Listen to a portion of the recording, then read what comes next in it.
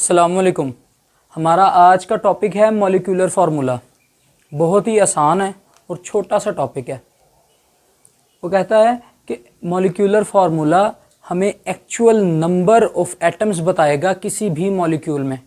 इससे पहले हमने पढ़ा था एम्पिरिकल फार्मूला।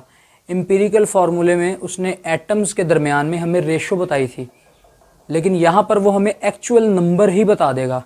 और याद रखो, मॉलिक्यूलर फार्मूला एम्पिरिकल फार्मूले से ही ड्राइव किया जाता है। तो मॉलिक्यूलर फार्मूला की डेफिनेशन बनेगी कि it shows actual number of atoms of each element present in a molecule of that compound. यानी आप जिस कंपाउंड की बात कर रहे हो, जैसा कि अगर आप ग्लूकोज की बात कर रहे हो तो बन जाएगा C6H12O6।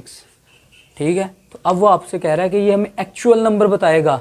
एम्पिरिकल फार्मूला के केस में उसने हमें बताया था कि एम्पिरिकल फार्मूला जो ग्लूकोज का है वो है CH2O, जबकि मॉलिक्यूलर फार्मूला कहता है नहीं, जो इसका असल फार्मूला है वो है C6H12O6। ये कैसे निकला है? वो कहता है show actual number of atoms, total number of atoms बता दिए हैं इसने, of each element, her element के एक्चुअल नंबर बताए हैं। कि कार्बन, उसने हमें बताया है कि CH2O नहीं है, वो रेशो है जस्ट। वो कहता है कि 6 कार्बन के एटम मौजूद होंगे, 12 हाइड्रोजन के एटम और 6 ऑक्सीजन के एटम्स मौजूद होंगे, तो ये टोटल 24 एटम्स बनेंगे। ये 24 एटम्स मिलकर ग्लूकोज का एक मॉलिक्यूल बनाएंगे जो कि कंप्लीट होगा मुकम्मल तौर पर। रेशो नहीं, टोटल नंबर ऑफ एटम्स। असल में ग्लूकोज का मॉलिक्यूल इस तरह का होगा, उसकी अरेंजमेंट एक अलग चीज़ है वैसे, लेकिन उसमें टोटल जो एटम्स हैं वो इतने होंगे।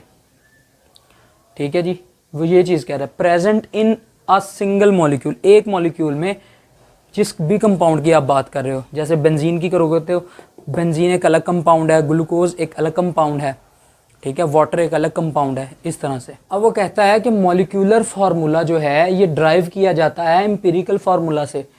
इसको ड्राइव करने का रिलेशन क्या है जी? मॉलिक्यूलर फार्मूला ड्राइव होता है कैसे? n multiplied by empirical formula. Molecular formula कैसे निकलता है?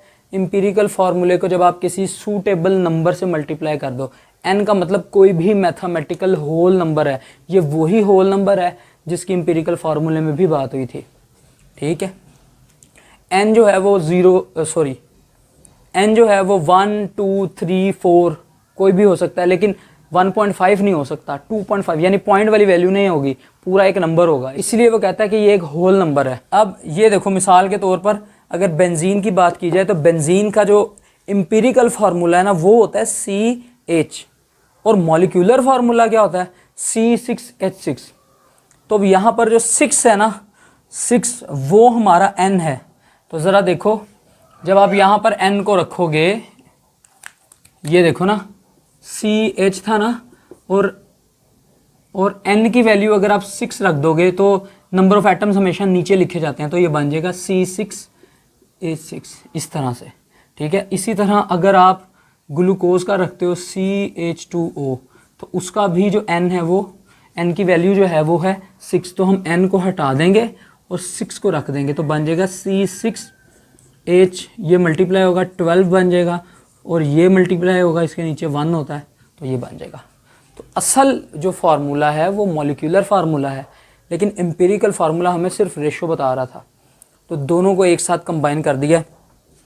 मैंने आपको एम्पिरिकल फार्मूले वाले टॉपिक में भी बताया था कि एक छोटा सा टेबल बना हुआ है पेज नंबर 13 पर, सेम यहाँ पर भी लगेगा।